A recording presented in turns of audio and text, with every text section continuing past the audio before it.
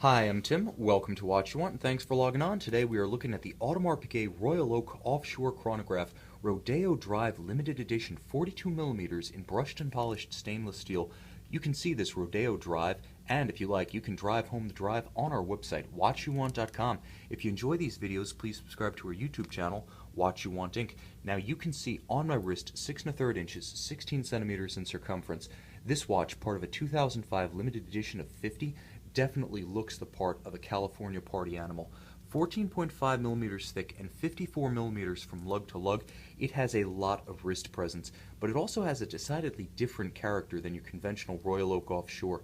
Now, the limited series of 50 was built in 2005 for Westime, a kingpin West Coast watch retailer that was opening a location on the iconic Rodeo Drive strip, and this watch is one of the most unique and widely sought references in the Royal Oak Offshore Limited Edition series. Now, while 2005 was the heyday of the Offshore LE, this is by far one of the most distinctive, original, and most memorable. Now, it wears lighter than your conventional offshore, and there are two reasons for that.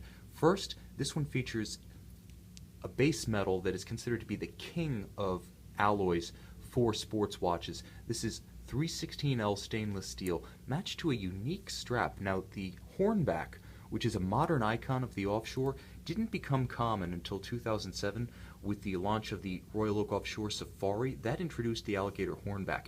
This Rodeo Drive limited edition features an uncommon rectangular alligator leather with a light contrasting white stitch, and you can see it has very minimal bolstering and a rather flatter profile than the ridged hornback. It also wears more easily and it carries less mass on the wrist than the hornback, so it lightens up the watch and improves the ergonomic equation if you do have a smaller wrist. The hornback causes this watch to flare big time at the lugs.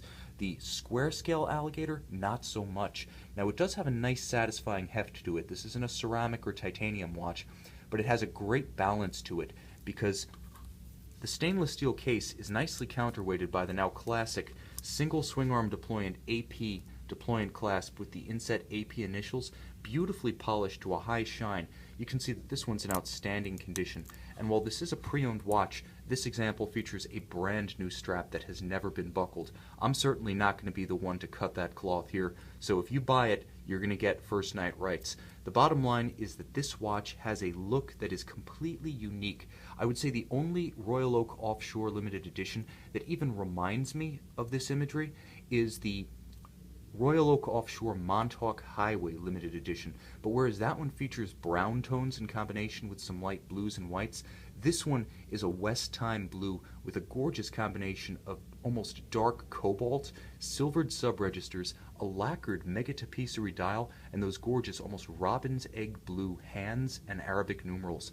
Note the tachometer scale too, featuring that darker blue to provide maximal contrast with the white base. Now, this watch features a unique take on the mega tapisserie dial. You've also seen it on the Royal Oak Offshore Navy, but what they've done is they've taken the pantograph machine's intricate cut, which is kind of rusticated, deeply textured, and finely detailed, and then they've overlaid a layer of rich white lacquer. The lacquer, which creates the same luster and depth as enamel, smooths out the imperfections, or I should say, the studied, deliberate imperfections, the texture of the mega tapisserie, leaving only the large hobnail forms of the blocks of the metallic dial. It doesn't have a metallic sheen to it, and it doesn't have a granular look. Instead, it's smooth, flowing, coherent, seamless, and provides a beautiful base for these applied Arabic numerals, each one white gold, and on top of it a sort of robin's egg blue luminova. Now, a nice treatment of the dial for the sake of contrast and character is the use of these concentric circular guilloche metallic silver sub-registers. They are not white like the rest of the dial. I don't know how well it plays in my light box, but what they are is actually a very bright metallic, almost rhodium silver. They really catch the light when you start moving the watch into direct angles with sunlight, and even in the diffused light of this light box, I'm really getting play on the dials. Now, the blue is a much darker blue than the robin's egg. It's the same that you see printed on the tachometer, and the same as the chronograph seconds hand at center. Let's start that up. Now, speaking of that chronograph, it's a real highlight, because you have what might be considered the best of the traditional JLC-powered Audemars Piguet modular chronograph movements in here. Right about the time this watch came out, this is a mid-F series watch, but right about the time this watch came out, Audemars Piguet was beginning to switch over to the so-called auto-tractorized version of the JLC 889 base movement, which means that you gain ceramic winding rotors instead of the old steel, which means you gain more efficient unidirectional winding instead of the less efficient old bidirectional system. You gain a free-sprung balanced Rolex style, so a shock or disruption to the watch on the wrist, it is a sports watch after all, is not going to permanently alter the timing of the movement. So a more durable, more modern, and more efficient JLC base movement.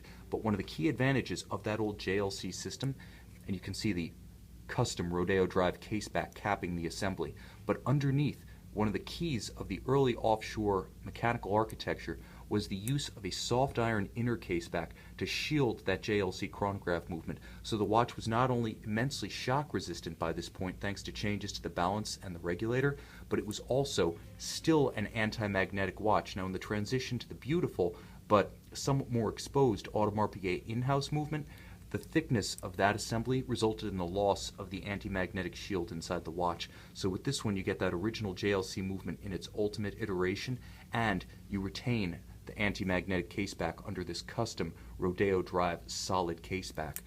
The nice thing about this watch is it's a great example of a rare Audemars Piguet Royal Oak Offshore limited edition. There have been editions of up to 1,750 pieces that were allegedly limited. When you have a run, almost a micro run, of only 50 pieces, and a highly desirable 50 at that, these are watches that are not only scarce, but when they find collectors' collections, they tend to find permanent homes. They don't come up on the market too often. And this is an example of a watch that people buy to keep. Not so much a speculator's watch as a connoisseur's piece. This is one of the most memorable limited editions from the heyday of Audemars Piguet Royal Oak Offshore LEs. You can see the chronograph action is sharp, it's crisp, resets beautifully. This watch is in outstanding condition inside and out. Mechanically, like the day it left Audemars Piguet. The inner movement, of course, the base, is like the day it left JLC. And of course, the strap, being brand new, has nary an imperfection. You can see this rare, beautiful, memorable, and highly coveted limited edition of 50-piece Audemars Piguet Royal Oak Offshore Rodeo Drive in high-resolution images, and you can drive it home on our website, watchyouwant.com.